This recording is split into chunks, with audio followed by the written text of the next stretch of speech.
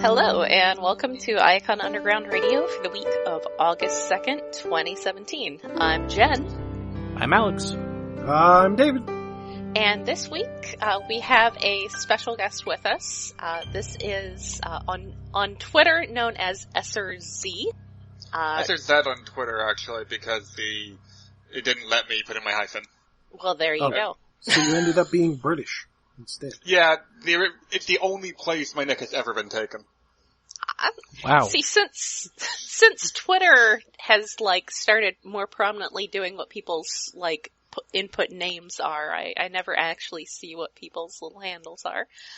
Yeah. So my name is now, in fact, Unique Enigma, which nice. I mentioned last week. So yeah, tell us a little bit about yourself. I'm a trans woman, which is why I'm here. I'm into Transformers, of course. I never know what to say on tell me what about yourself things. You just got, I have a cat. I remember you saying you just got a new working gig, a new writing gig. Yes, I picked up I'm working on an RPG that's going to be a Kickstarter. I'm doing some setting background supplements for that. That's freelancing. It's going to be fun. Post-apocalyptic thing. I don't have the name of the thing on me right now or I'd plug it, but I'd have to go digging through it. So she is going to be with us this week discussing Lost Light number 8 once we get there. But first, as always, we have news. Big news first. Get there fast. As we record, Triptychon is in stock on Amazon. So actually I need to check again just to be sure that since I wrote that note, yes, it's $150 with free Prime shipping. So that's, for all the people who've been eagerly awaiting that toy, there you go. Go buy it. It's a toy. Yep. It's Triptychon. Open the door, get on the floor, everybody buy the dinosaur. They can eat the heads of your Gallo Titan Wars figures. That's pretty cool. Yes. Yeah, he's definitely pretty cool looking. He's the most tempting of all the big city bots for me, but I don't think I need to buy it. Yeah. I am a little at least not disappointed at that for regular obvious price. reasons he does not actually walk, but I do appreciate that he still has the little things on, between his feet that, were for when he could walk. See, I'm not quite sure how much I appreciate that, because I take some issues with some of the J1 slavishness we see in current stuff. But on the other hand, it's cute, so. Yeah, that's the kind of thing I appreciate. Taking, the stupid part of the gimmick that is there so that the feet stay in alignment while they're trying to walk. Yeah. And reproducing that. That's great. Insisting, true. It has to be exactly the same design as before. No, but taking a stupid detail out of the toy that nobody cared about and reproducing is the best. Yeah, that's true. Yeah. Well, I think the thing is those details do sort of sink into your head, like the little orange square that flips up on his head, and those are the little details that really get in your memory, so they have to. Well, also, it's kind of a working thing, because it works. It's little guns. Yeah. That's neat. I'm a child of the Beast era, so I'm used to those little details being repurposed into guns for toys that didn't come with any, Yeah. Speaking of expensive toys, we finally have some information about that Flame Toys Drift that we've been talking about primarily just by its mysteriousness. That is now up for pre-order online for about $300. Oh, dear. Does anyone other than Shane McCarthy like Drift that much? I think maybe, the voice actor who does him on Robots in Disguise, Eric Balza, because he apparently really wanted to be Drift. Okay. So maybe, but I don't know if that's comic Drift or he just liked movie Drift that much. I have a hard time imagining liking movie Drift that much, but. Yeah, I'd find liking comic Drift that much, or at least finding them to be a character interesting enough to want to portray, to be the more likely explanation. Yes. Especially once you got more modern IDW Drift. I do really appreciate that he comes with that fabric cape that has little bendy wires in it. Yeah. Oh, those are great. I love those. And they have also shown off prototypes for the Tarn toy that they teased before. And now they've also posted... God. I love that we're getting... So Tarn is a character who is allegedly addicted to transformation. We almost never seen him transform in the comics. And now he's getting a toy that doesn't transform. It's... At some level, I really appreciate that. Hey, maybe this is that's his private moments, man. He does it in his private moments when nobody's watching so he can really enjoy it without being self-conscious about it. I'm just thinking of it as some kind of karmic punishment. Yeah. Yeah, that's fair. Because he's terrible. Forever trapped in one form. Yeah, that's kind of...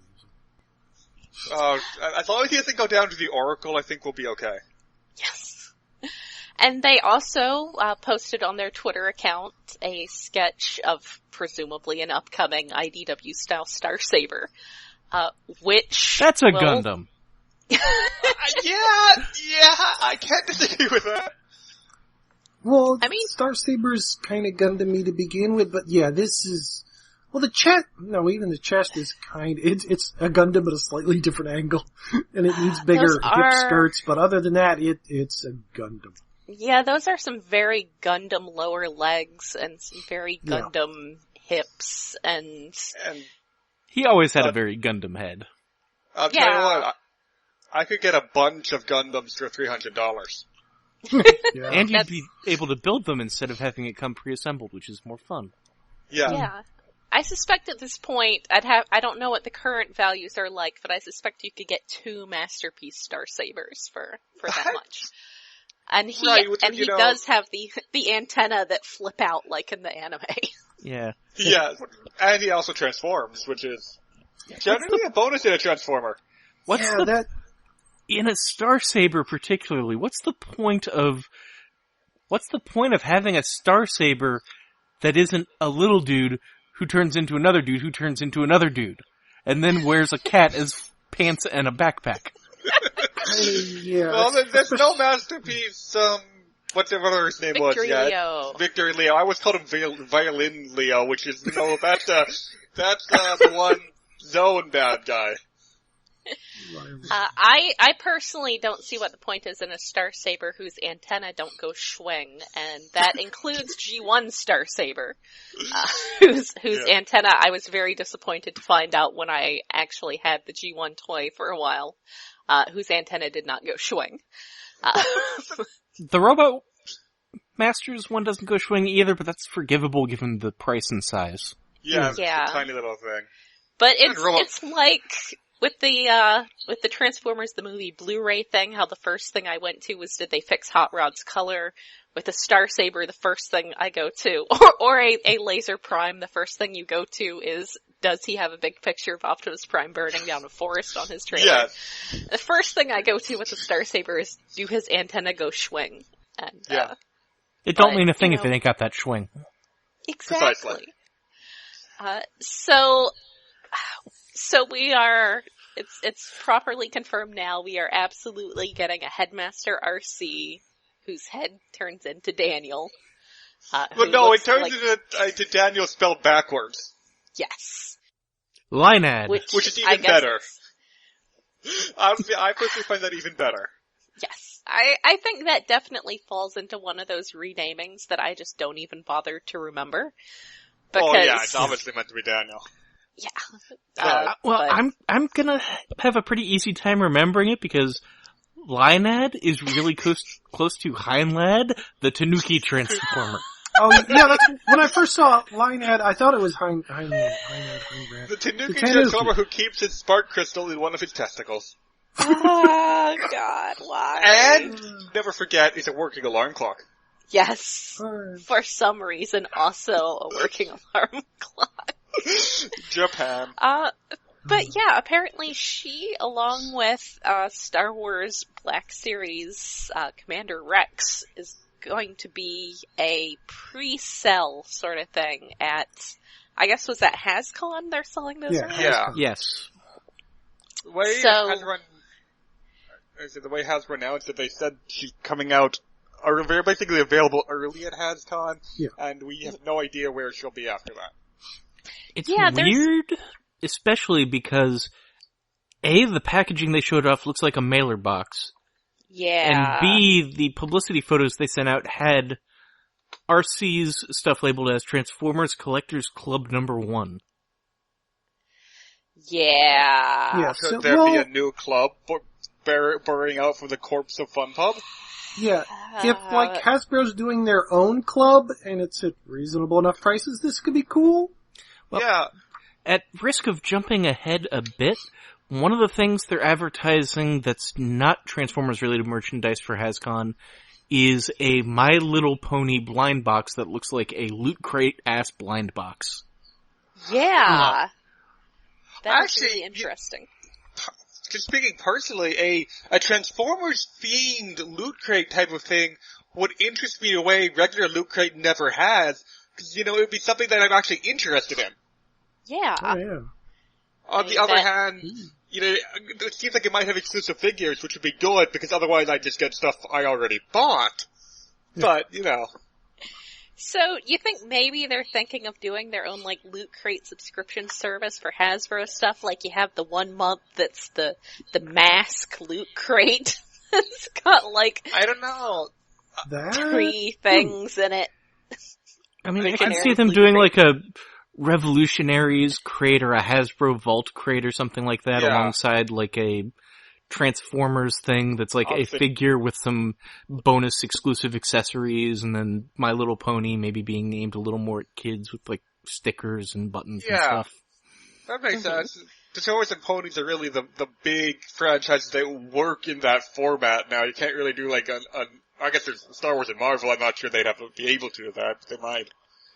Well, yeah. I think there's already a Funko Pop fueled Marvel exclusive crate that they do every month. Wait, they do it every 2 months. It's every other month because there was a Guardians one. It's usually tied to whatever movie just came out.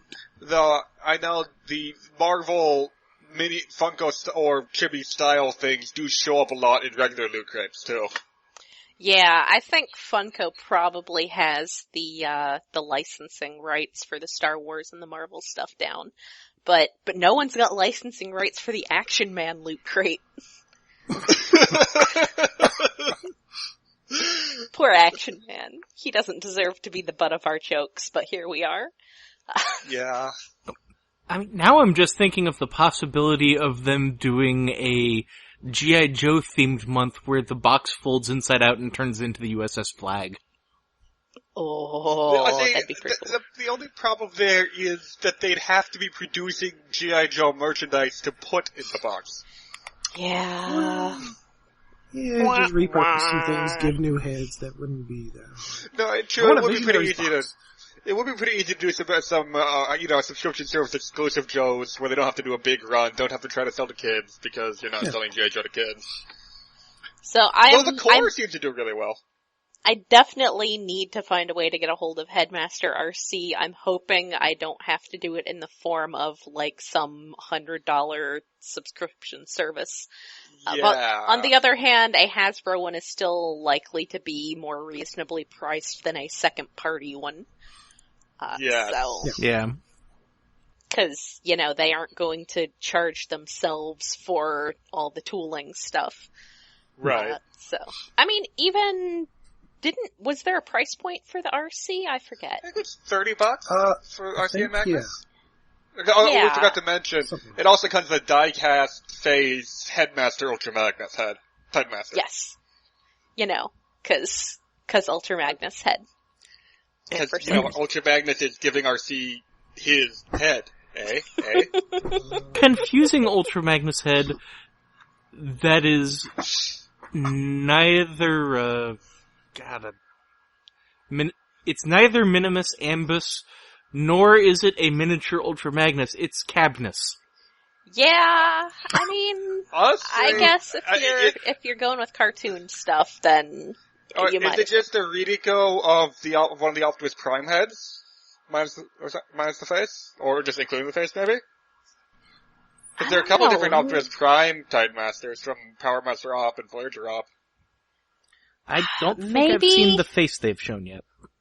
Yeah, I mean, you can kind of see it, just not in lots of detail. Yeah. It's hard to tell if it's got, like, I'm actually surprised the body looks like Magnus at all, considering a lot of the Titan Masters, but... Mm-hmm. Well, it's mostly just sort of white. It's just white, you know. But I'm hyped for the RC. I mean, I'm no Headmaster Don or anything, but I have definitely been looking forward to something like that. Yeah. And to be honest... No, go ahead. I'll just say one last thing. I honestly like the blur mold better for RC than I do Generations RC. I'm probably in a minority there, but I'm not a super fan of the super feminized G1 RC design. I like her looking a bit more robot, a bit less metal human. Yeah, somewhere in between would be better, but... I think I like the Generations car design a little bit better, but the blurred version has the benefit of not wearing an alt mode as a backpack. Yeah. Yeah. No, what I really want is an IDW buff RC, but that's probably not happening anytime soon. Yes, I'm sure there's some sort of third-party... I think there's some third-party sort of stuff. There's a bit more buff, and if you get that set from a few SDCCs ago, you have giant swords you can give her. True. Yeah. I've got plenty of those. She's got 5mm hands. There's definitely a place in my collection for the Generations one, but the Headmaster one would be the one I put on the shelf. Yeah, agreed. That would be the one for actually fiddling with. The other one's more of a proof of concept, I think. Yes, hey, RC finally has a toy after 25, 30 years. Yes, and that's not bonus a spider. Points for it being done by that one Japanese fan who ended up working for Takara and getting to do that. So yeah, that is pretty cool. But yeah, there's other HasCon stuff that's shown up. The Optimus Prime. Now, I feel like no one's answering the important question about the Optimus Prime power bank, which is, what's his capacity? 6,500 milliamp hours. Okay. Which is enough to charge a typical phone these days about twice. Yeah. Little under if you get a phablet, but... That's not terrible, but... Do we know how much he costs? $50. Oh. Actually, I don't know how much the devices usually cost, but I think it's less than that. But he does significantly less than that. You could probably get a good power bank about that size for $10, maybe 20 if you were getting a really nice one, but I think for 20 you'd be up to at least 10,000 milliamp hours. But this one turns into Optimus Prime. This is true. And if you're not charging anything, you can use his power to light up a sword. I think that's also, like, the most important thing, is that he's got a laser rod thing going on. Yeah. Where he's got, yes. I really like that the sword appears to just be micro USB. Yes. That is fantastic. It also means you could give your phone a sword if you wanted to. Yes. You could just give everything a sword. But yes, he's actually got just this plain-ass black USB cable coming out of his, which I guess is appropriate for the concept. Plugging into this light-up sword that he can hold, which is pretty much the best thing. I'm just kind of wondering, like, is his backpack just... Yeah, I guess if you look right behind his head, you can kind of see the curves where the actual power cells are. Yeah, right, where the actual device is, and the rest of it's just Optimus Prime. I am too interested in these things. I care too much about this stuff. And he has a cool shield, which is nice. Yeah. I would say pretty neat, actually. Very cool on my desk, not so much in my purse. He would get broken. Oh, yeah, I wouldn't want to use him on the go, but if you're, going to some place where you don't have a charger with you, or it's just on your desk as a novelty or something. Yes. Yeah. I would say if you're, if you have, like, a proper desk situation, he would be very good for charging up your phone there. I think he's a pretty neat con exclusive, that he's something different, not just, a Redico you probably could eventually have gotten at retail at some point anyway. I think he is definitely above the tablet Soundwave in that the thing that he turns into actually works. That is always that a is plus. cool. That is cool. It's those USB Ravages and dinosaurs from a while back. Those are cool. Yeah. Because they actually worked. Yes, those were really cool with the Ravage. So what is that hole in his crotch, and is that where you have to plug the micro USB in if you're trying to charge the power pack? No, it looks like the micro USB is just right behind his head in robot mode, just next to the actual USB. Oh, yeah, there it is. Never mind. I'm guessing that hole is probably for transformation then. Put something pegs in there. The shield probably pegs in there. Yeah. So, alas. They need to do an Elite 1 next year that you can recreate that episode of J1 where they have robot sex. Yeah. There are also going to be some pink My Little Pony D&D dice, which I love conceptually. That's not a bad set for $20. Yeah, it's kind of cute. It comes with a nice tin. I haven't compared them to just getting transparent pink dice from a standard dice vendor, but it comes with a commemorative tin, so that's neat, you know. I would not be shocked if they're getting supplies from Chessex or another common vendor. Whoever they do for, which of the Coast gets products, probably the same vendor. Yeah, whenever they do the commemorative D&D sets at conventions. Based on this, it looks like it's not just a standard 7 set. It looks like it's got extra D6s, so I guess that's something. That's actually really useful because almost every game out there uses extra D6s.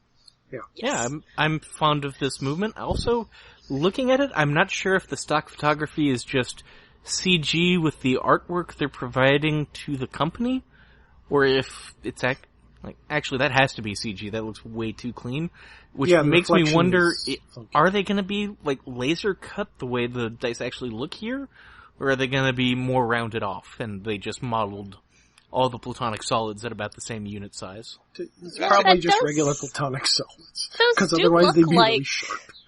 Well, they do make. There are dice like that. Casino dice are full square like that. They're actually more truly random than rounded dice are. Yes, and there are, I forget the name of the company. I have a set of them that are glow in the dark, actually, that are, there are companies that, sell laser cut dice that are close to casino cut, but not quite. Yeah. As kind of a gimmick. And I remember this because I went to a gaming convention one year, and I got 4 sets as, door prizes. Cool. Ooh. Yes. I mean, speaking as a tabletop game where you can never have enough dice. Game Science, that's the name of the company, is Game Science. Oh, I think I have some of those too. So I'm curious whether those are Game Science dice or based on Game Science dice, or whether that's just, the mock-up. Also, it would be nice to see them in some of the sparkly plastics that Chessex uses. I mean, come on. That's very plain pink. Come on. Yes, agreed. Though Game Science does not paint their numbers, so that maybe these are being done in-house. I don't know. I don't know who the Dungeons & Dragons official dice supplier is. I don't know, but they're nice. They do very ornate printing on them. Magic the Gathering always has, each pre-release has a D20, 20-sided die that comes out, though the numbers are in a bit different order for Life Tracking and Magic. I imagine it's probably the same vendor has releases for that. Yeah. And speaking of Magic the Gathering, we're getting Dinobot... hardcore nerdery there, sorry. Grimlock Dinobot Leader as a Magic the Gathering Magic the Grimlocking, yay! Silver Border, I think I'm the local resident Magic expert. Yes. Right now. The silver border card, that specifically, as opposed to black border for normal cards, that basically means you can't play it in tournaments or structured play unless it specifically says that's allowed. On the other hand, of course, in casual play, you just check with your opponent, whatever. Does it say as a blanket thing, no silver border cards? Thing. Or does silver border cards are specifically for promotional and from the 2 and then upcoming 3 comedy sets. Where it's, so stuff that, physical stuff, like in Grimlock, in order to flip the card over to its new form, you have to transform an actual transformer. Yes. That sort of thing they don't do in Black Border or standard tournament Magic, just because it's too experimental, it's too physical, etc. But the silver borders used both often for promotional stuff like this, for comedy cards, and those sets, and also to explore design that might someday make it to black border, but as of right now, they don't think they can do it there. Yeah.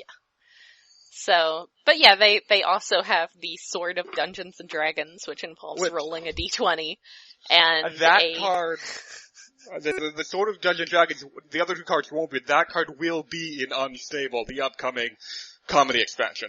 Nice. For Magic. Nice.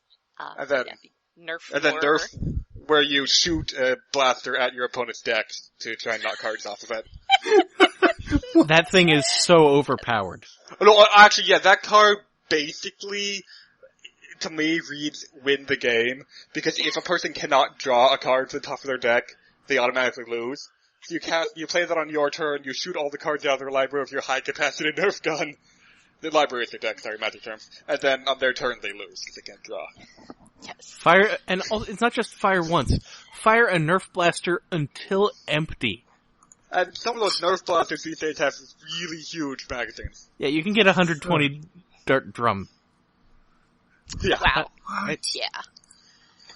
So yeah, I still have my chain-fed one, and that wasn't even the highest capacity Nerf gun I've ever used. Ooh. Yeah, modern Nerf is absolutely amazing. Child me would be so jealous. Alright, so we have, last couple bits of news to clean up. There is the Clone 2-pack that we've been mentioning. That news has been trickling in about it being Walgreens exclusive. Now it's confirmed that it will be priced as a deluxe, so $18-ish at Walgreens. And apparently they should be shipping this month, though I remember something about Brainstorm in August that never quite panned out, so I don't know. Wasn't Brainstorm supposed to ship in August and then, like... I have no idea when Brainstorm was supposed to come out. I found one, but I have no idea when anymore. Man, I miss like those days of being like, oh hey, it's a toy. Yeah, well, before we knew everything that was coming and knew when it was supposed to be out. I'm pretty sure for me that ended somewhere during late G2. I'm younger, so, but I was in Grove the Beast there, always poring over the card backs, going, ooh, I wonder if I'll ever see that in stores, I want that. Yeah. Oh, I kind of miss that. On the other hand, it's nice being able to, if I can't find a toy, go online and get it. Yes. Yeah. So yeah, that's a I have thing. to admit I do that. Like I said, I vaguely recall Brainstorm having a similar shipping date and not actually showing up for a bit, like maybe the shipping meant shipping to their distribution centers, or shipping from Hasbro. Yeah, I remember Brainstorm lagging a bit, but I don't remember how long. Yes, temper your expectations. Was that really last year already? Wow. Yeah. So, wrestling people, I know that's at least two of you. Tell me about this John Cena. He's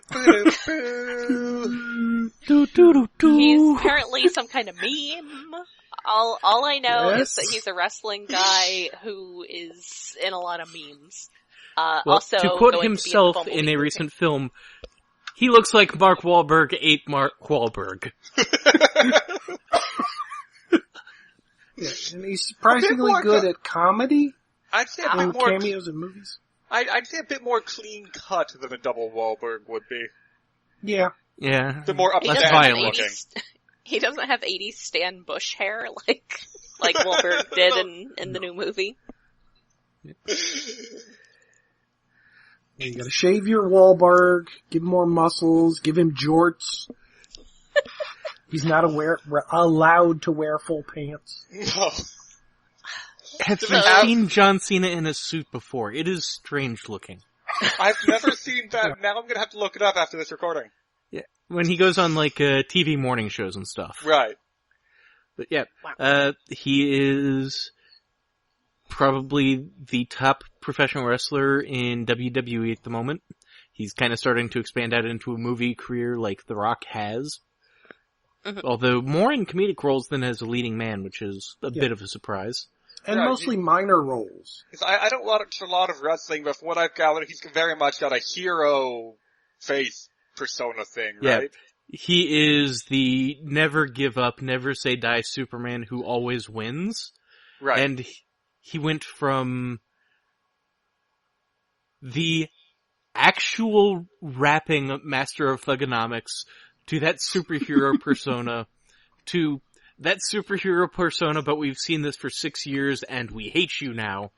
To, okay, we're coming up on about 12 years and you've done some stuff to improve and you've shown some meta awareness and actually you're really, really good at your job, so now we respect you, but we will still yell John Cena sucks in time with your theme music whenever you come out. That's how wrestling works, though. Yeah, so I hear. It's like a meta narrative around it that's fascinating from an outsider's perspective. Yeah. So, news to me, I thought TFCon US was always in Chicago, but apparently it's going to be in my neck of the woods this year, so I guess I'm going. I guess you will all hear from me at TFCon. Where specifically is that? For TFCon place, not your place, obviously. The DC area, specifically Reston, Virginia, which is definitely close enough yet far enough away to cause that old question of, do I get a hotel room or do I just drive home at the end? Oh, one of those, yeah.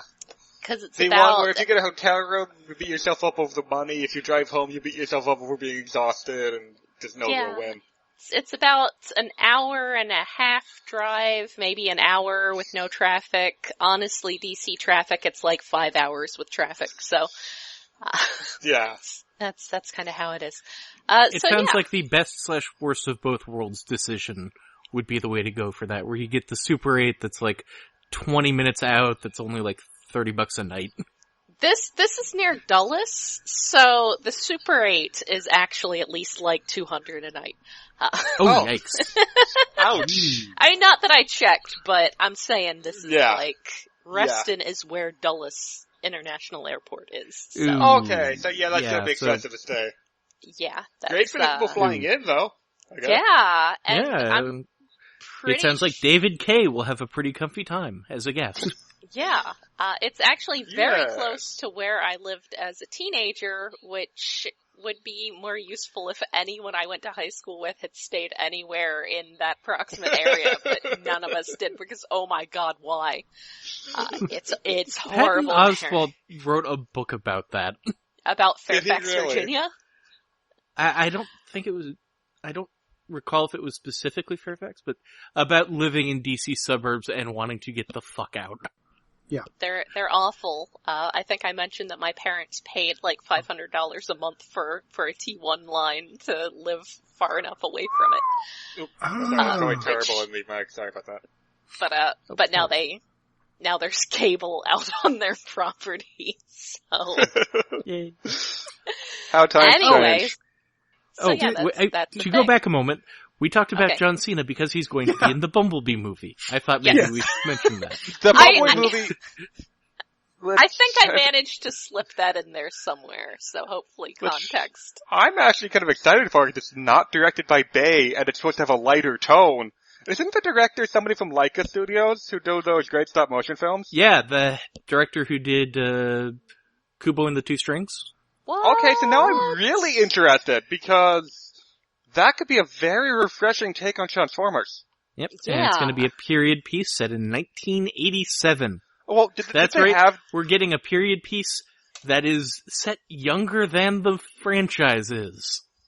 Question: Did they have jorts in 1987? Yes, they did. Okay, good. So Cena's okay.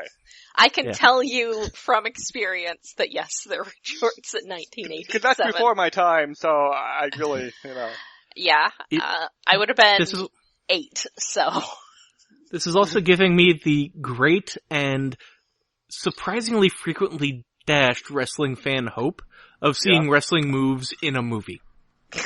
Ooh, yeah, that doesn't happen often enough, really. Well, do we know if he's in the movie in the flesh or if he's voicing a robot? Yeah, that just occurred to me. I would assume that he's actually doing voice casting this early. But a giant robot John Cena would be amazing. A giant robot pro wrestler would be fantastic. It'd be like Nitro Zeus. On Zeus. screen is like Like, aren't the main characters supposed to be kids? He could be like somebody's buff dad. Buff dad, adult Oh, like mentor. he was in Fred the movie. He could be the one adult who believes the kids about the giant robot or something. So he'd be like, Harry Connick Jr. from Iron Giant. Yeah, exactly. Playing the Harry Connick Jr. role. Yes. Oh, he could teach Bumblebee to curb stomp, or is that one of the moves? I can't remember. That is Seth shuffle? Rollins retired for being too imitatable finisher. Yeah, John Cena's signature finishing moves are the attitude adjustment, formerly called the FU, because it was a simplified version of Brock Lesnar's F5. God, I'm a dork for knowing all this shit. But yeah, when he went family friendly, they changed it to the attitude adjustment, which he picks you up on your shoulders and then throws you up and drops you. And then he has a rather sloppy STF, which back before they cleaned him up was called the STFU, because of course it was. Okay.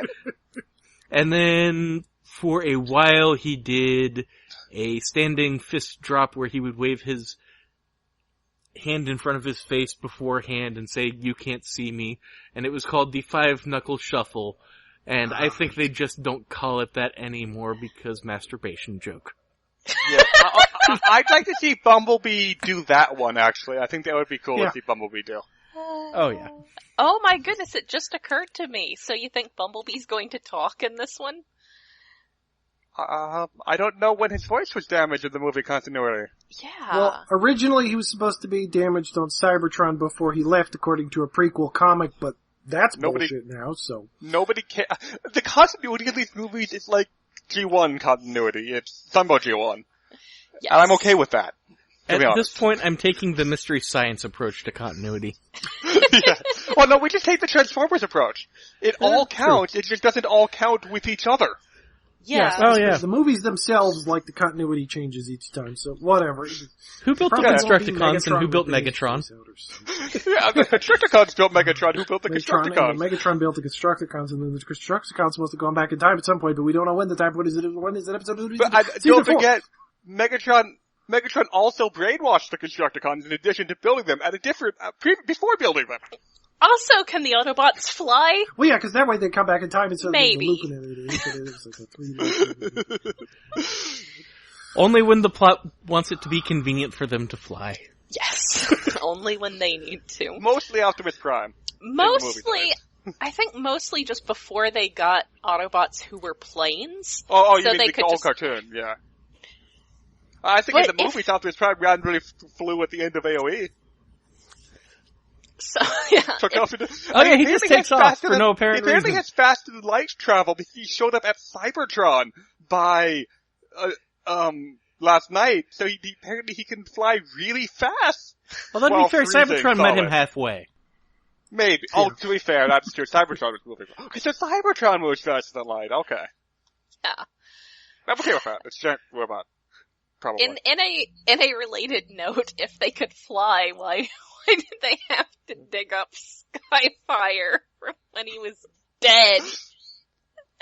Obviously And dead. why did they have to take a space shuttle off planet that blew up? Now I'm just thinking of Energon, so. Now I'm just thinking space cars. Now I'm just thinking of some upcoming World of Warcraft stuff. Spoilers. But Illidan pulls an ultimate doom. Transformers. Yes, he does. It doesn't make sense, and that's okay. Yes. You just have to accept that. So yeah, that's pretty much news for this week. So let's talk Lost Light number 8. Now we don't usually do a very formal recap. Honestly, a lot of it is just looking back over the PDF and remembering the really awesome parts. Like Velocity pouring water on Firestar's head and putting her out. Yes. But yeah, this is at least seemingly a very kind of quiet, issue, certainly from what we've had for a while. No planets seem to be at risk of being destroyed that we can tell yet. Yeah, yet. So it's super creepy that coffin robot seems to have some kind of organic brain, or at least an organic brain patterned thing on its head. Could it be a GoBot? Just Dun, a sudden thought. Possibly, but it's not like that. That's original. We've had Rat Trap around, and he's got that going Oh, on, that's so. true. Rat Trap has had that since Beast Wars. Yeah, but he was a Beast Wars guy. He had organic That's true. parts. He was a Beast guy, yeah. And of course, the new Rat Trap we based on the old Rat Trap. Also, I'm wondering Sword? if it's relevant or if it's just conveniently what they had around, that creepy guy who comes up to Lug has the same kind of voice iconography as the Dire Wraiths. Huh. Oh, yeah, got weird arms and things. He might be Dire Wraith related. He looks like a creepy, talking, walking ghoul skeleton. That'd be one of the first times Lost Light has crossed over with the other stuff, wouldn't it? Yeah. But, that would certainly be an appropriate enough way to do it. It would, yeah, just they're in space, yeah. So you've got some of the crew, pretty much it's a girls' night out here. You've got Nautica and Velocity having to endure Anode and Lug. Anode just stealing shit that she wants. I love Anode. Yes! We'll get into more of that later. And then they follow a trail to find that weird coffin bot, which seems to maybe be a trap, except they kill the coffin bot and not them. But yeah, some weird dudes with backcanted, no, I guess those aren't backcanted. Well, they've got sort of backcanted ankles. I don't know why I feel complicated legs. Yes. Complicated legs seem to be common in Aliens, and maybe that's because I've been playing a lot of Mass Effect, and either you have human legs or you have complicated legs, and most of them have complicated legs. Yes. So I really like this guy, this collector guy running the Museum of Curios and Rumored Objects. Yes. Like, it's impressive how you can get that much flamboyance just in the dialogue, but it's pretty great. Yeah. The little, goatee-looking chin bit helps a lot too, I feel. Yes. The art is good, as it always is. I mean, he definitely feels a lot like the collector from Guardians of the Galaxy. I was thinking the same thing in the Benicio del Toro collector feel, yeah. Yes. But yes, his name was Agonizer, but he just goes by the Curator now. Which, I like when we get into that post-war stuff. Because that's... I find that one of the most interesting parts of the current IDW setting, dealing with the fallout and the war being over. Yeah. And for instance, having to deal with your name being Agonizer. Yes. When you don't want to just torture people anymore, you want to just collect things. He's got some very six-shot wings on his back. Oh yeah, he's totally just six-shot with a different head. And now I want a toy of him, goddammit. Now that you've pointed out, it'd be really easy to have one. Same. Well, you just do a little bit of repainting on the quick shot. Or that's true. Which, hey, you get that at the same time as Nautica, unless you're like me and was given a Nautica that was eBayed as a gift. I need her. I'm just imagining the story of Agonizer being courted by both sides for their obvious combat prowess, and it's just, no, they just have a very hard time making trivial decisions. I like that a lot. But yeah, so Nautica is looking for something other than what they came for, being a map to Cyber Utopia, that she did not tell Velocity about. But then we will come back to that. Anode and Lug get saved by Wipeout, who, I know that's a name. I meant to look it up beforehand, but I never remembered to look things up beforehand. I think Wait, has he been in IDW before, or is he a guy who's just showing up for the first time? He is the guy who came with Triptychon. Yes, that's what I thought he was. And Triptychon has a toy with Wipeout coming with him, so... Yeah, and actually, looking at him, he looks like, the head design at least looks like it's supposed to be the same guy. I just kind of want to point out in the background of one panel, there is what appears to be something like a corgi with a space helmet on, being carried by a guy with a G1 style exosuit, and I just really love the space dog. Actually, this page has a lot of background notes. I know it's the Master Sword in another panel, or something that looks like a lot like it.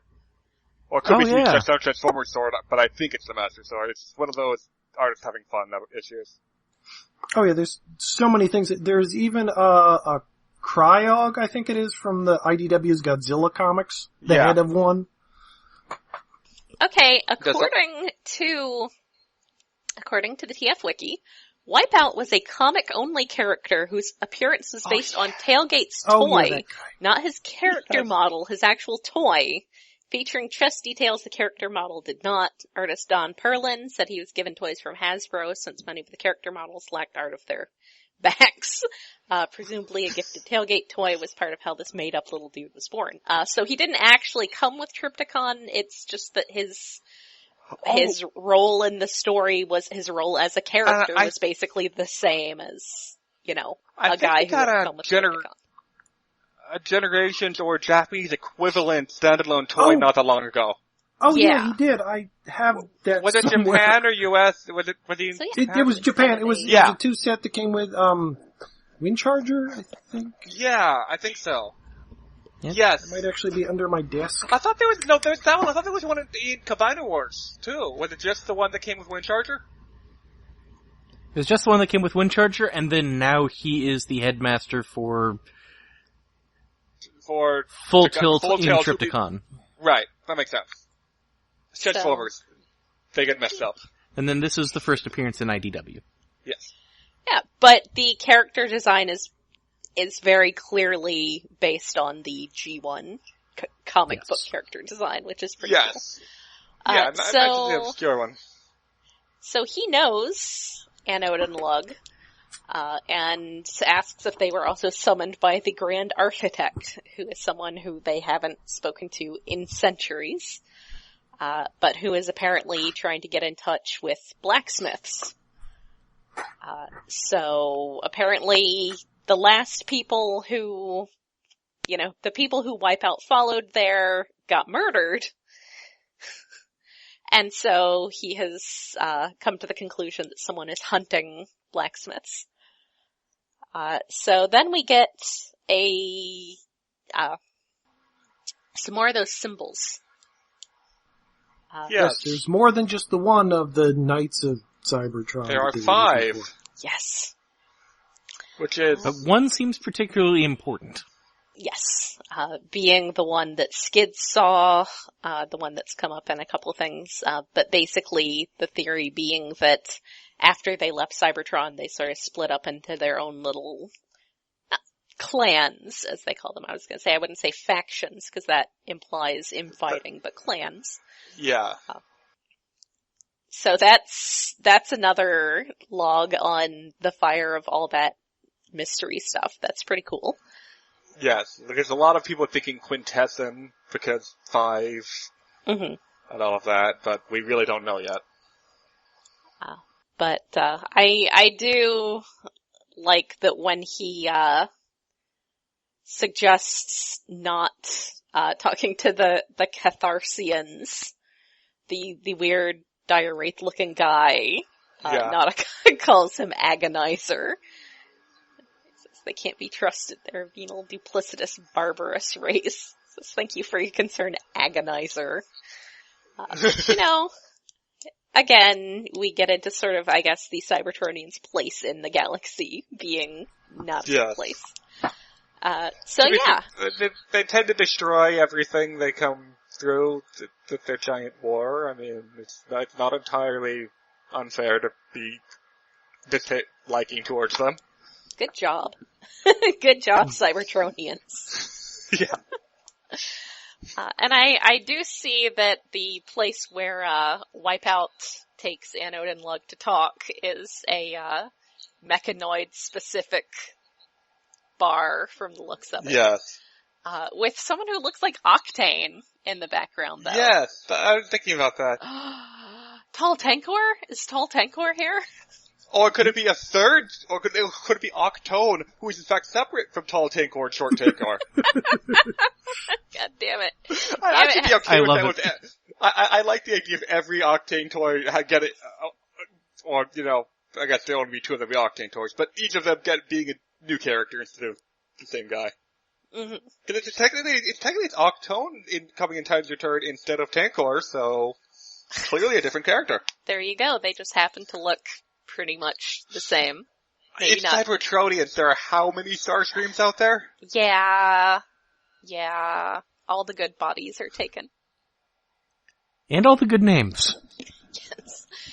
So yeah, this is the point where Wipeout mentioned that last time he ran into Anode and Lug, they were basically, I guess, presenting male as default. Yeah. So we get to some discussion. So do we want to discuss this now, or do we want to get to the last 2 pages of the comics, and then circle back? Either way. Yeah, we can do this now since we're here. Yeah, we can talk about it now. So I know, Yeah, James Roberts did mention on Twitter, that he did consult with a fan acquaintance, as at, Positronic Woman on Twitter. But I know Rachel Stevens. She's a delight. Everyone will not, of course, have the same opinions on these things. So yeah, if you want to talk to us a little bit, Micah, that's why we brought you here. Yeah, I thought it was really well done. I guess it's obviously being trans is different for Cybertronians than for humans, in part because, if you want a new body in your Cybertronian, it's really, really easy. But especially for Cybertron didn't have words or the concept of female Cybertronians for quite a long time in this continuity. It's been sort of their massaging, wanting to have female representation, but, having been established, there were none with the whole messy RC thing. It's the Tailgate actually, not Tailgate. Where's no, Wipeout. Tailgate's a different guy. Yes, Wipeout actually based on Tailgate's toy. Yeah, casually, just not knowing misgenders, Lug and Anode, who it gets corrected, and then Anode basically explains that, when we found out there were women, we realized that was a concept that applied to our species. Some of us realized that, hey, that fits me way better. Yeah, because before we hadn't known actually where Anode and Lug really came from, but they did come from Cybertron and went out. Yeah.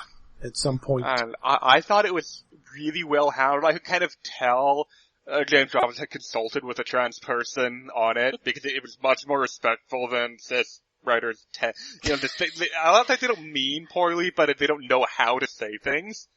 Mm-hmm. Not to be rude.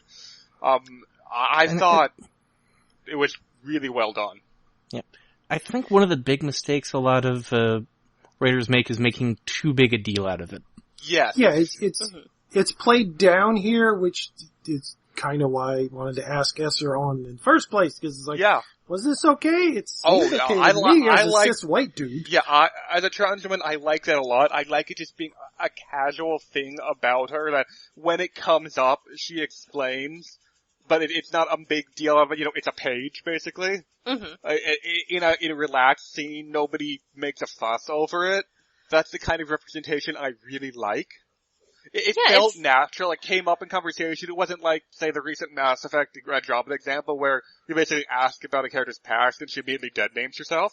Then she refers to herself with her old name, and it's very awkward.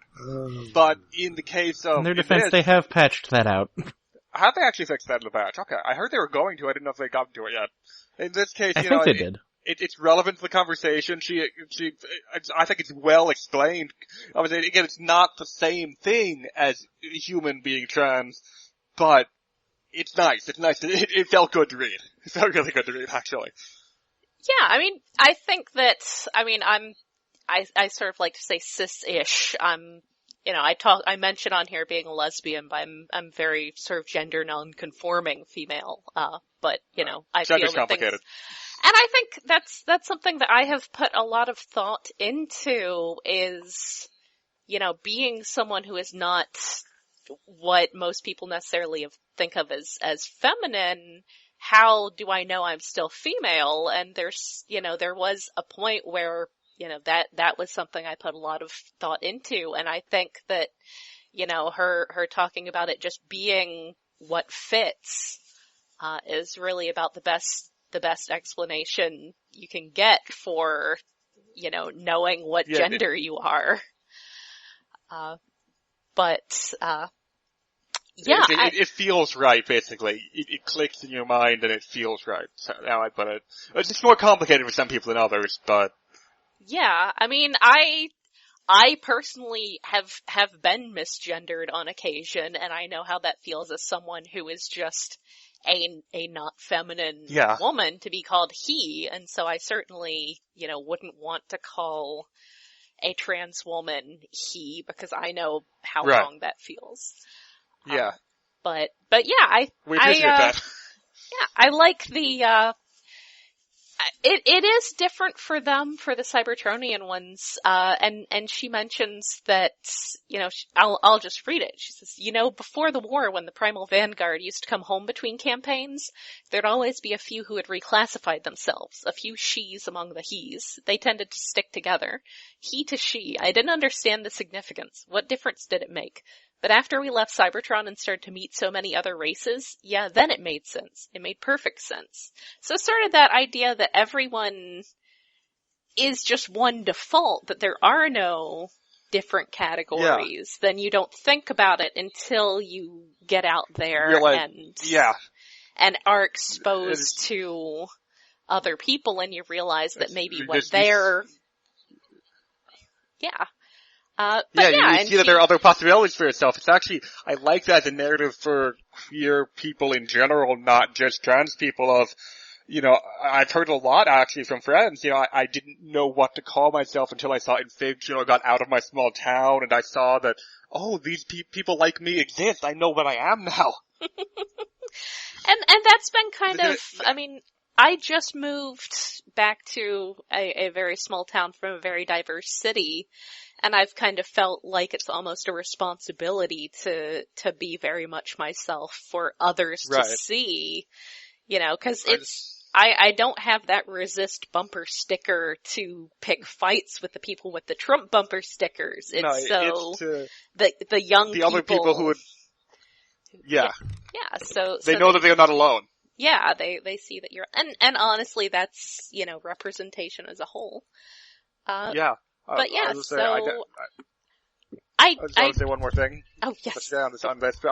So I did not expect to have representation like this, or any of the representation this comic has done in my Transformers. The fact that my giant space robots are doing so well with it. I know. Really kind of shames everything else. Because if the albeit really good comic based on the 80s through now action figures can do this right, everything can do this right. Yeah, and I think it's something that, like you said, they had to force things a lot because they had started from this very sort of Furman established. Damn it, Furman. I love him, but on the other hand, he has some issues. He's a problematic faith. Yeah, he's a problematic faith. Yes, I used to really love Furman. I don't like Furman anymore for multiple things, including the most recent thing. He's now writing Robotech comics for Harmony Gold. Damn it, Furman. No, damn it, don't write anything for Harmony Gold. Nobody worked for Harmony Gold. Let them die. Yes. But I do think it's interesting that, Anode mentions having gotten physically modified, but for all we can tell and for all that it comes up, Lug hasn't been. No, doesn't Lug say she hasn't, specifically? I mean, or just didn't feel the need to change or something. Yeah, that was kind of the thing. And it doesn't even really come up so much. It's just that, Anode is the one who, but, to be fair, Anode is always the one who talks. Anode is the talker. I love Anode. I need a toy of her, damn it. Yes. Yeah. She's great. I hope we do get a toy of her. Yeah. We got Nautica, so clearly we just need to make a fuss about her. Yeah, and she can come with Lug, and she can be her backpack, and... Yes, that would be fantastic. Oh, yeah. We could already have Lug right now, just recolor the little rewind and give him a new head. But yeah. That would work. I think this is really great. I'm happy that people who are, even more, who are more on that side of things than I am, are happy about it. I'm happy that everybody's, James Roberts is great. And that's, as someone who has been in the fandom for a very long time, which, has come off talking about G2, I'm glad, cause it used to be that was almost a thing that you felt very self-conscious being like a feminist, but being into this. And right. I feel like that's not, an exception anymore. I feel like that's something that you don't have to you don't have to make excuses for. Yeah, it's nice. So yeah, things are getting better. Yes. So last couple pages. We get 2 last page dramatic reveals in a row. Yes. Yeah. Yes. One of them being this grand architect shows up and he's Rodimus colored. Dun dun dun. No. Yeah, he does look a lot like Rodimus. He forgot the spoiler. Rodimus's old color. Maybe that's why Rodimus is purple now, because they knew this guy was coming and he was going to be Rodimus colored. Well, everyone else he's got with him is new Rodimus colored. This guy gives you... They all have purple. You know what this guy does? He gives you a reason to buy the upcoming Rodimus Prime and Rodimus Unicronus, who is in Lost Light colors. It's clever. Oh, he looks so much like Rodimus, you say. Yeah. But yes, he is traveling in a big old Decepticon symbol-shaped world sweeper. And he's got that weird little circle logo. As do the rest of the members of his entourage. He's got one giant person who really reminds you of Strika for some reason. Yeah, she does. They do. I read that character as female, probably because it reminds you of Strika. Yeah. I made that same assumption. It's a very Strika by way of animated Blackout. Yes. Yeah. And now I want a toy simply because... Actually, I really want a new Strika toy, but that probably never happened. Well, yes. Well, not the club one, not the proper one. The robot directly under him with the snake tails sort of femme too. Yeah. Yeah. Maybe. Yeah. And the one on the far opposite side, on the top, looks kind of like a bird Cats from Gotcha Man. Or actually, look at the helmet. It looks kind of like his face. The top back that's mostly covered by another panel looks kind of like Dinobot. I gotta say, in general, these are some very Milne designs. They are. The one on the bottom right kind of reminds me of Dominus Ambus. Actually, the little one, I hate to say it, the little one reminds you most of Peridot from Steven Universe. I can see that too. Yeah. But yeah. Mostly because of the little and vaguely green and the spiky head. Yes. Yeah, I didn't mention this is Priscilla Tramontano on art, but yeah, those are some very, I don't know if Alex Milne did the designs or if she's intentionally, wanting them to fit her in. art style is sort of Milne. It's a more cartoony Milne. Yeah. Yes, I like it. Could be. Yeah, they're very cool looking, and I look forward to them being our enemies for the foreseeable future. But yes. But meanwhile, back in a dark alley, Nautica and Velocity are tracking this guy down and talking about losing a dear friend, and Velocity's, I think she kind of thinks at first that this is just trying to get a foot in the door, but then Nautica reveals that that she's heard that he's got something that can bring people back to life. Without a spark. Yeah, says it does, but I need something to work on. And then we see what's been under her eye patch all this time. Oh man, Skids' brain, that's so messed up, man. That's so messed up. Stuffed in her eye socket, that's really weird. Surely she had another compartment she could put that in.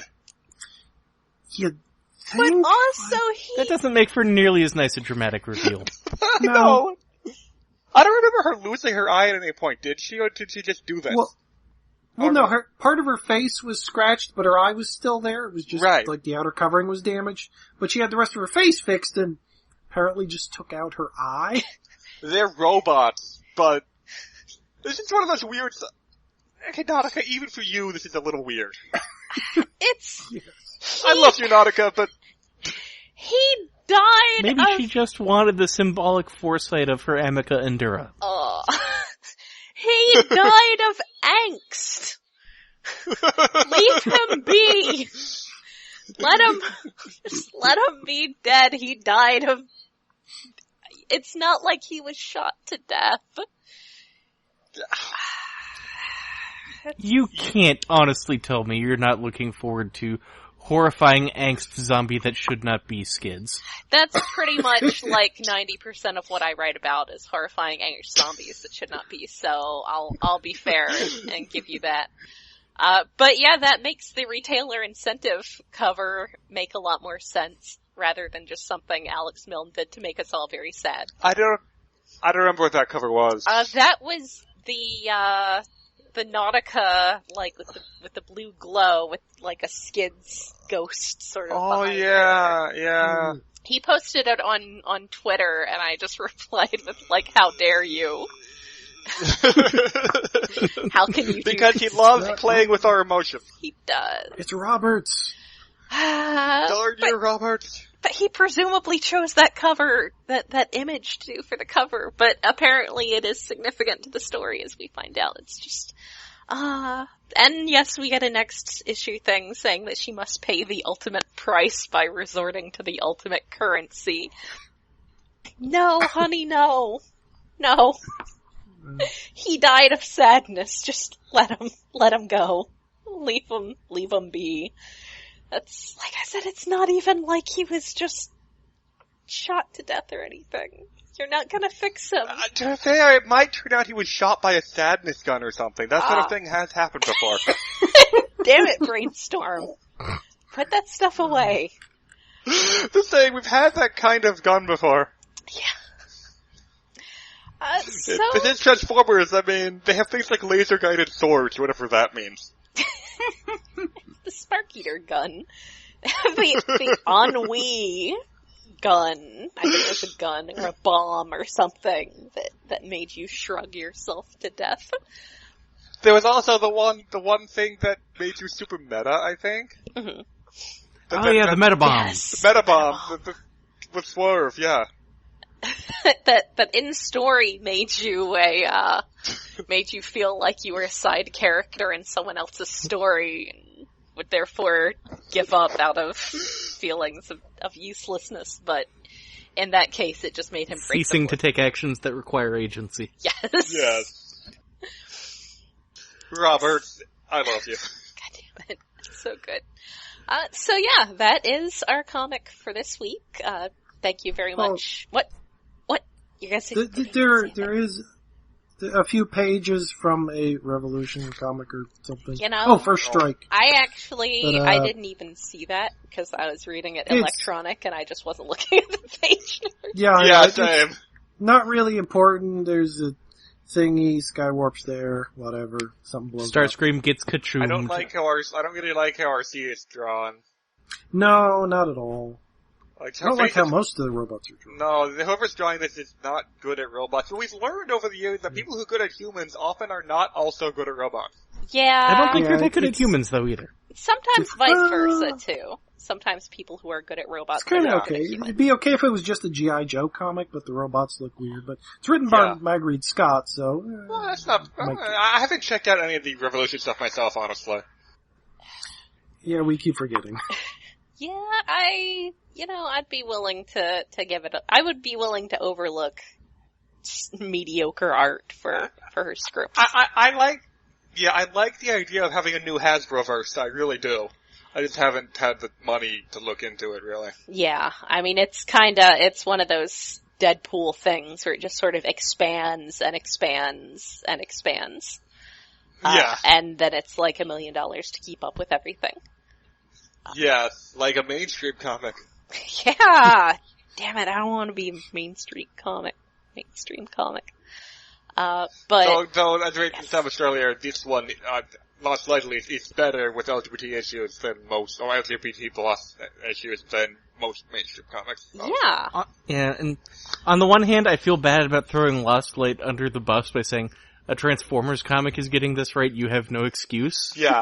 But I'm still willing to do it because that works too well. Come on, I mean, people. Yes, Lost Light is fantastic, but still, it's Transformers. It's a boy's toy. You don't expect that, to spawn fiction that's doing this so well. Yeah. I mean, maybe that's a bit problematic to say in itself, but just based on how these things are usually written, it's a nice change. Yeah. I mean, it's definitely, I'm sure part of that is that, I've talked in the past about fandom changing over the years, is that we've had a shift towards a lot more, female fandom, which is, has made it's been really interesting for, being female in the fandom. I assume it probably makes it a lot easier to be trans female in the fandom. Because depends on where you're at. The fandom, some sites or Tumblr, it's fine. I don't dare poke my nose into TFW 2005. Yeah, probably, I don't know if you want to air that shaming, but that's fine. I think the rest of us don't want to go there either. That applies. I think whether you're cis female or trans female, any female, just don't go there. Like somebody on Twitter that I follow was posting some screen grabs from a Transformers Discord associated with the official Transformers subreddit, and it was as bad as you expect a nerd Discord based on associated with the Reddit would be. Ooh, yeah, no. Yeah. But yeah, just in general, it's become a lot easier to be female in this fandom. And I feel like there are a lot more spaces you can be female in the fandom too. I mean, you've got the Tumblr fandom, which feels woman-dominated to me. Mm-hmm. Yeah. You've got space for the stuff that really was kind of squeezed out, even, in the forum days, post in the Unicron trilogy or whenever. Yeah. It felt like it was much more squeezed out and much more focused on the male side of fandom. Yeah. And it was more like, oh my god, if you were female. Yes. And whereas now it's more casual, more normal. Yeah. It's a lot more normal. It's good. Yeah. And so I think that even when we have someone who, is a cis male writer like James Roberts, that he makes a point to get these things right and doesn't write Spotlight RC. Just the fact that he, just the fact that he consulted with a person from the appropriate minority group before writing the comic or while writing the comic speaks volumes compared to most writers, honestly. Yeah. Gave her a consultation credit on the script too. Which that's really awesome. Cool. Yeah, that's really cool. I really like that.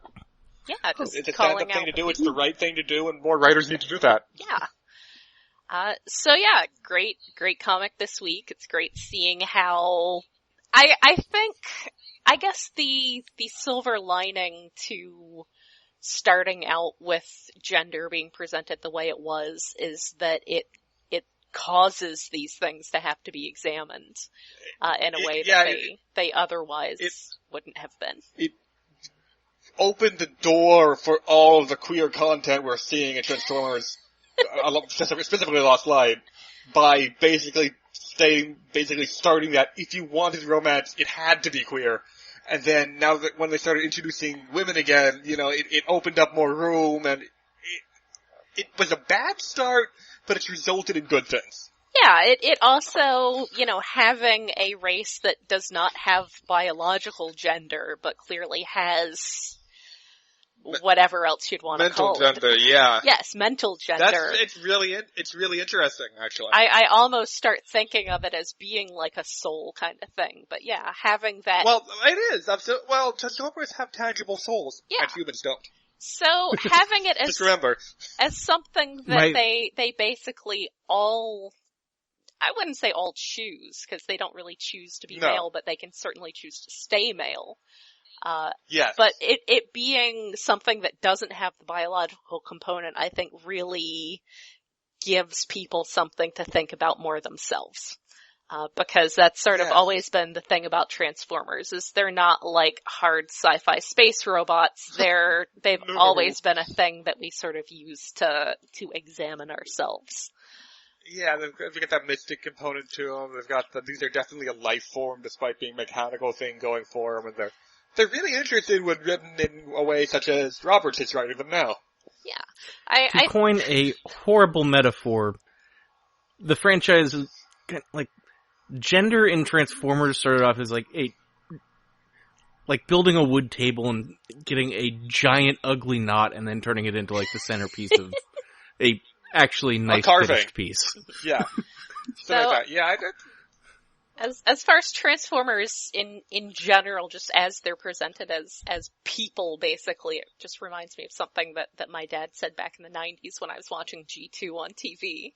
He pointed out how in Star Trek, Data was really smart, but he didn't have emotions, whereas Transformers have emotions, but they're idiots. Cybertron, last month, I think mistakes are made. Yes, it was specifically Triple Takeover, I think, that I was watching, because that is an episode in which lots of characters are just complete idiots. Okay, any episode of Starscream. Yeah, that is... No, I actually love Starscream. That is why I love Starscream. That is specifically That is a fucking idiot as soon as he gets emotions, too. That is specifically the episode in which Starscream, where Megatron says, "You're either lying or you're stupid." And Starscream goes, "I'm stupid! I'm stupid! I'm stupid!" Starscream's probably the highlight of Sunbow G1 in so many ways. So good. So good. So yeah, I guess we should wrap this up because we have had quite a long episode now. But yeah. We have. Thank you very much for coming on and talking with us. Alex. Hey, it was great to be here. Yeah. Do you know if we have anything next week? Yeah, I'll have time available at least next week. After that, I've got a new job, full day job starting up, so the weekdays might be iffy. Yeah, but we'll work see. on that myself. So Alex, if we get any comics we'll next ask week. you back at least at some point. We have First Strike #1, which is the thing we were talking about getting previewed in this issue. Alright. And that's it. And Optimus Prime #10. Ooh, okay. Yeah. Is that the one that's addressing RC? I know the return of Galvatron the Barbarian. Optimus Prime of Alpha Trion, the ancient sage, reveals a tale of Cybertron's earliest days when the original 13 Primes united the world. Because I know there's an issue coming up. I saw a fan discussion that's going to be addressing Spotlight RC, basically. But I don't know which comic that's in. I've been hearing rumblings about that. I don't know which comic that's in. Yeah, they do the solicitations like 3 months in advance, so it's probably coming up soon. We will also be getting to All or One #12, so next week's gonna be busy. Oh, wow. Oh, the last one. I'm gonna miss Till All or One, honestly. I've really enjoyed it. Same. Yeah. Alright, well, we'll go ahead and wrap up then. So, that's it for this week. Mention one thing. We keep forgetting, although I think we've all at least watched most of them. The Whole Plate by Lindsay Ellis. Is that her name? Yes, an exploration of the various schools of film criticism theory by analyzing the Michael Bay Transformers movies. I haven't watched this yet. I keep meaning to. I've heard those are good videos. They're great. They're analyzing those movies to the point your brain starts to break, and they're funny enough. I love She does a great job. Well, no, Lindsay Ellis is absolutely fantastic. Her videos are excellent. Yes. I guess I can watch some videos. They're worth watching. I'm old. I don't think of YouTube as like a content provider. I think of it as a place people link you to cute cat videos on. Yeah, I'm old enough to remember that era. Yeah. I don't think of it as a community, I just think of it as, okay, there are people I follow on here, some of them I contribute to the Patreons of, and I get links to the YouTube videos in advance anyway, and some of them just post stuff to YouTube as their regular thing, and I don't support them on Patreon. But cool. If you think about it as a community, then you have to think of YouTube commentators as people, and to be honest, that's terrifying. No. They're troll personas. I know. Not all of them. But that's getting into a completely different topic from Transformers. Yeah. That's fine. We can veer into there, but... Anyway. Here we go. Alright, so that will be it for this week then. Until next week, this is Jen. And Alex. And David. And Gas. And Micah Prime. Or just Micah, actually. That sounds better. For this week. Yay! Thanks for being on the show. Hey, it was fun. Thanks for coming. Thanks for having me. It was a fun time.